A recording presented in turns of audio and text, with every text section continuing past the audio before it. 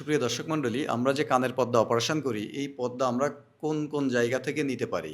আমরা কানের পর্দা কানের পিছন দিক দিয়ে কেটে এখানে একটা পেশি আছে যেটাকে টেম্পোরালিস পেশি বলে। এই পেশির উপরে একটা পাতলা পর্দা থাকে যেটাকে টেম্পোরালিস ফাসা বলে। এটা আমরা ব্যবহার করতে পারি। কানের ভিতর থেকে আমাদের এখানে যে তরুণাস্থি আছে, এই তরুণাস্থিকে বলে ট্র্যাগাস। এই ট্র্যাগাস ব্যবহার করতে পারি।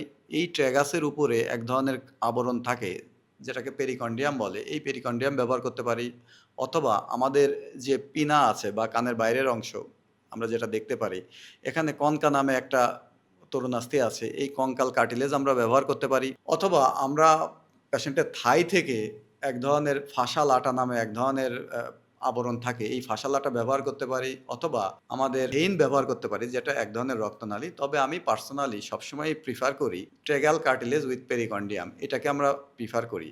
কেননা এটা নিতে হলে বাইরে থেকে কোনো কাটাকাটির কোনো প্রয়োজন নাই। আমরা কানের ভিতর থেকেই এই পর্দাটা নিতে পারি। যেহেতু আমরা এন্ডোস্কোপিক্যালি অপারেশন করি এবং ভেরি মিনিমাল ইনভেসিভ অপারেশন করি। পেশেন্টের শরীরে কোনো ক্ষত তৈরি করতে চাই না আমরা, কোনো ব্যথা দিতে চাই না, কোনো রক্তপাত করাতে চাই না। এইজন্য আমরা ট্রেগাল কার্টিলেজটা ইউজুয়ালি ব্যবহার করি।